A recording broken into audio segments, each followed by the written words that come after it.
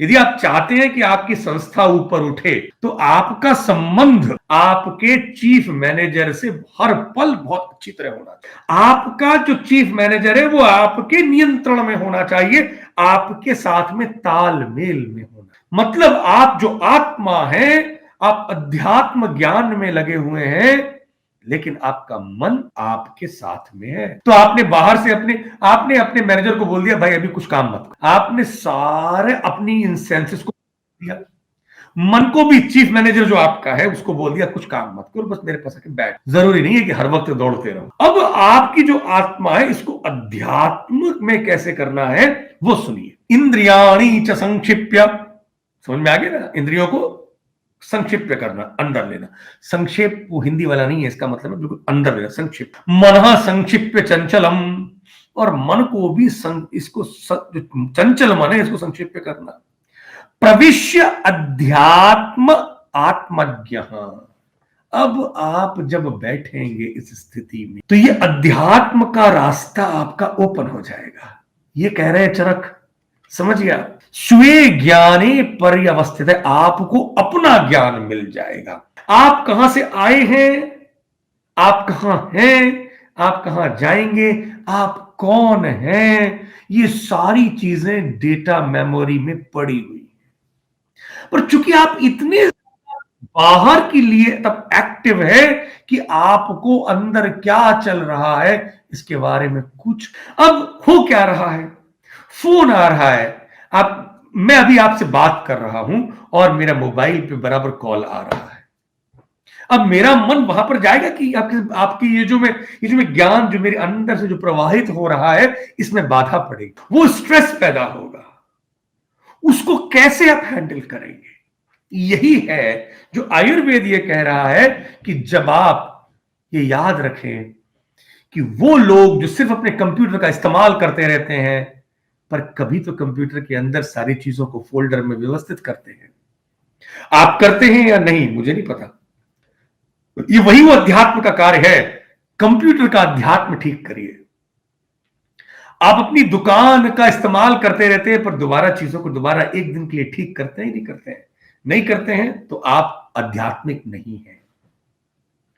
यदि आप अपने घर को एक को रोज इस्तेमाल करते रहते हैं और यदि आप एक दिन अपने घर को सुव्यवस्थित नहीं करते हैं तो आप आध्यात्मिक नहीं हैं।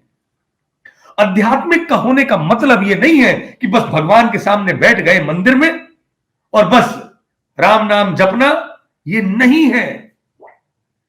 अध्यात्म का मतलब है बाहर की एक्टिविटीज करते करते एक ऐसा समय आना जब बाहर की सारी एक्टिविटीज को रोक देना, मन को कहना कि अब अपनी मेमोरी डेटा को चुपचाप कर दो और अपने अंदर जाना और खुद पहचानना। आपके अंदर से इतनी सारी आवाजें आती हैं, इतनी सारा वो चीजें आपको अंदर से देखने को मिलती हैं जो आपकी आत्मा, जो आप जानना चाहते हैं। उसके बाद में मन को आप जोड़ते हैं और मन कहता है भाई साहब, बंधु, बहुत देर हो गई, अब आपने अध्यात्म कर लिया, अब मेरी मेमोरी में बार बार वो चीजें आ रही हैं, वो काम करना है, फला व्यक्ति से अपॉइंटमेंट है, मिलना है। तो अब आपको पूरी प्रिपरेशन हो जाती है कि उससे कैसे मिलना है और उससे क्या बात करनी है, क्योंकि आप परम शांत स्थिति में आ गए। अब ये कार्य को आप प्रारंभ करें। ये जो क्लास है इसका कारण ही यही है कि ये बताना कि कैसे करके एक दिन आप निकालें, 1 घंटा तो निकालें बंधु, जहां पर आप अपने आप को दुनिया से अलग करके अपने आप से जोड़ें। इसको बोलते हैं अध्यात्म।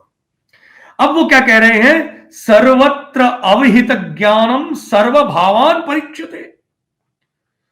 अंदर का सब, बाहर का सब, सब जान लेती है वो आत्मा। यदि ये आत्मा उस मन के साथ में जुड़ जाए तो पर्वत के पीछे क्या है ये भी देख सकती है वो आत्मा। ये चरक कह रहे हैं। माइक्रोस्कोप की जरूरत नहीं है, टेलीस्कोप की जरूरत नहीं है।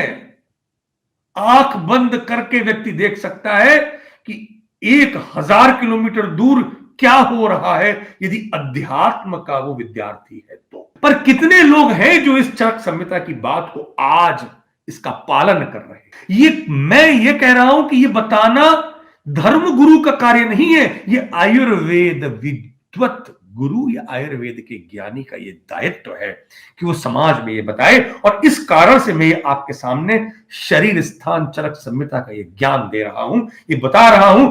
आज से सोने से पहले आप अपने मन को, अपनी इंद्रियों को डिस्कनेक्ट करिए, अपने कमरे को शांत बनाइए, बहुत डिम लाइट कर दीजिए, नेत्र अर्ध नेत्र कर दीजिए, सारे शब्दों को बंद कर दीजिए, शांत स्थान में बैठ जाइए और अपने मन को जितनी भी आज की आपकी स्मृति है इससे रोक दीजिए। अरे आप यदि शक्तिशाली हैं तो रोक सकते हैं। आएगा, 2-3 बातें आएंगी, बोल दीजिए मन को, shut up, stop it now, you are the boss of your own mind and life. अब आप आत्मचिंतन पे जाइए, अध्यात्म में जाइए, और कैसे जाना है इसके बारे में वो ये कह रहे हैं। वो कह रहे हैं ज्ञानी है आत्मा, आत्मा के ज्ञान को आत्मा भूल रही है क्योंकि वो बाहर इतना बिजी है। वैसे ही जो व्यक्ति अपनी गाड़ी को चलाता रहता है वो भूल जाता है कि इसका कार्बोरेटर खराब हो रहा है, घर खराब हो रहा है, घर में प्लम्बर की जरूरत है, इलेक्ट्रीशियन की जरूरत है। तो वैसे ही अंदर का ज्ञान मिलता है, लीवर कैसा है, हार्ट कैसा है, किडनी कैसी है। अरे इस मूर्ख व्यक्ति का जो बिल्कुल भूल चुका है अपने अंदर के शरीर को, अपने मन को, अपनी आत्मा को, वो बीमार नहीं होगा तो क्या होगा? वो पेन किलर ही खाए वही अच्छा है, एलोपैथी ही उसके लिए अच्छी है। चाहता है कोई मिरेकल कर दे, अरे चमत्कार को नमस्कार नहीं है साहब, वो सब ढोंग है। वो गोली का भी चमत्कार है जो आपका पेन किलर, जो पेन को 2 मिनट के लिए, आधे घंटे के लिए ठीक करता है ना, 1 घंटे के लिए, आधे घंटे के बाद में 3 घंटे के लिए या 6 घंटे के लिए, 12 घंटे के लिए, वो भी एक धोखा है। नशे में घूम रहा है व्यक्ति, या तो कोहल के, या वो मद के नशे में है, या वो बस बाहर लगा हुआ है, दौड़े जा रहा है, घोड़ा दौड़ रहा है। कहां दौड़ रहा है, क्यों दौड़ रहा है, इसके बारे में जो सोचे वो अध्यात्म है। ये अध्यात्म का मतलब किसी भगवान की पूजा पाठ नहीं है आयुर्वेद के हिसाब से। आगे क्या कह रहा है? आगे ये कह रहे हैं ग्रहीष्व निवृत्त इंद्रिय वाक चेष्टा। ये जो मन है, यदि ये अपनी वाक चेष्टा, स्पीच और एक्टिविटी सबसे निवृत्त भी हो जाए, सुप्त, सो जाए जब, स्वप्न गतो यदा, वो स्वप्न में भी वो आत्मा देखती है वो सुख दुख की चीजें, तो आत्मा के पास में डेटा है ना। जब आप बहुत अशांत हैं तो आप जो स्वप्न में देखते हैं वो तो आपके चित्त की वृत्ति है, पर जब आप बहुत शांत होते हैं तब आपको स्वप्न बहुत सारी चीजें दिखाता है, और वो दोष दिखाता है कि देखो ये तुम्हारे अंदर दोष है, उन दोषों को जीतो। पता नहीं कितने हैं आप लोगों में जो मेरी इस बात को समझ रहे हैं। मैं समझता हूं कि आप समझ रहे हैं, आपकी आत्मा समझ रही है, क्योंकि आपकी आत्मा शांति के लिए भूखी है।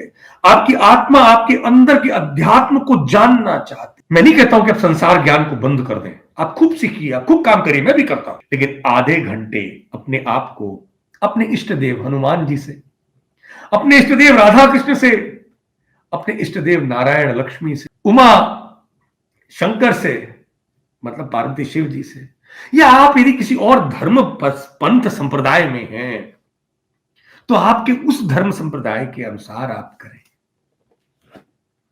आप क्या कर रहे हैं ये इंपॉर्टेंट नहीं है, आप किस धर्म के हैं, आप किस भगवान को मान रहे हैं, पर आप ये अध्यात्म अंदर जाएं, बाहर के भगवान को छोड़ो भाई। ये बहुत सारे लोगों की दुकानों के लिए है तो उनको चलाने दो। आप अपने कोई भी इष्ट देव जिसको भी आप मानते हैं बस बैठ जाएं और अपने अंदर उसको पहले आत्मा को चार्ज करें। जैसे चुंबक से लोहा चार्ज होकर के उसमें चुंबकत्व आ जाता है, वैसे भगवान के तत्व से अपने आप को चार्ज करें, परमात्मा से आत्मा को। फिर बस आत्मा रूप में बैठ के अध्यात्म अपने अंदर जाने तो निकाल लेंगे कि वो आपके अंदर कमियां क्या है और उनको आप ठीक करिए। और फिर आंख बंद करके प्रॉब्लम्स जो आपकी लाइफ में है उन पर चिंतन करिए। आपको चिंता नहीं होगी, चिंता चिता के समान है, पर चिंतन तो अद्भुत है।